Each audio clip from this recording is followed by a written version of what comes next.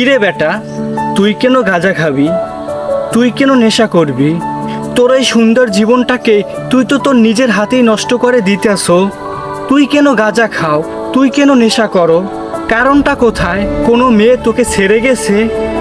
কোনো কারণে তুই কষ্টের ভিতরে আসো, এই কারণে তুই নেশা করতে আসো, এই কারণে তুই গাঁজা খাচ্ছো, এই কারণে তোর জীবনটাকে নষ্ট করে ফেলতাছো। এটা কি আসলে তুই কি কাজটা ঠিক করতে আসো?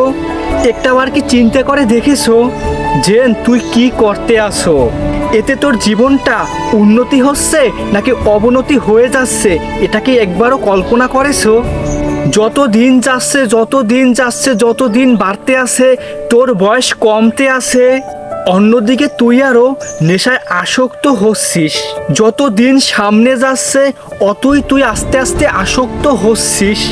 এতে তোর জীবনটা যে ধ্বংস হয়ে যাচ্ছে, এটা কি একটাবারও কল্পনা করেছো?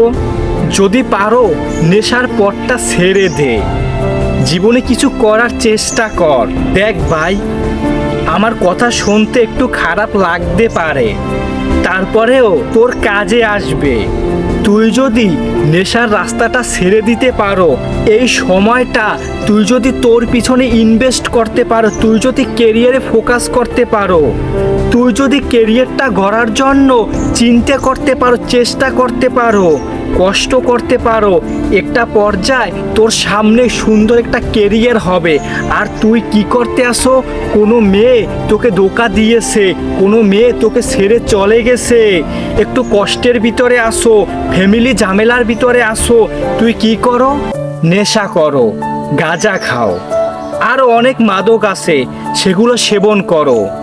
এতে কি তোর লাভ হচ্ছে নাকি বরঞ্চ আরও তোর ক্ষতি হচ্ছে?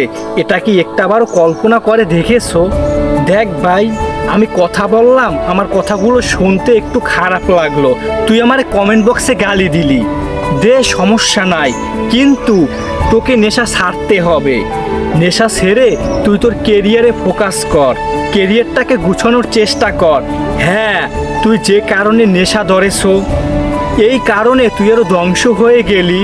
আর যে কারণে তুই নেশা ধরতে চেয়েছিলি বা ধরছো, ওটা ছেড়ে যদি তুই ওই কারণের জন্যই তুই তোর কেরিয়ারটাকে গুছানোর জন্য চেষ্টা করলি, তুই বড় কিছু করলি, এখন যে কারণে তুই নেশা ধরলি, যে কারণে তুই নেশা করলি, তুই তো ধ্বংস হয়ে গেলি।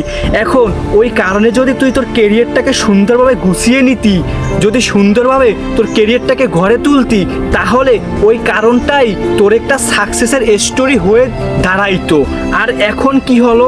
ওই কারণটাই তোর একটা ধ্বংসের স্টোরি হয়ে দাঁড়িয়েছে। তফাৎ শুধু এতটুকুই, তোর সিদ্ধান্তটাই ছিল ভুল। হ্যাঁ, তুই নেশাদর্শ সঙ্গদোষে তুই নষ্ট হয়েছো, এখন যতটুকু হয়েছে ওখান থেকে তুই ফিরে আয়, ভালো হ, কেরিয়ারটাকে গুছা।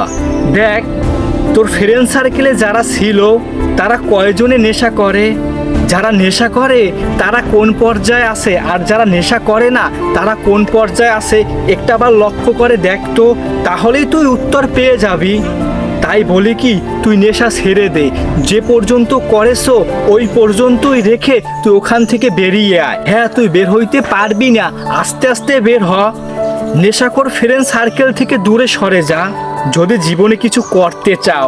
আর জীবনে যদি কিছু না করতে চাও, তুই চালিয়ে যা, তোর জীবনটাকে নিজের হাতে যত্ন করে ধ্বংস করে দে। তুই যদি নেশা ছাড়তে পারো, তাহলেই তুই বড় হতে পারি, জীবনে কিছু করতে পারবি।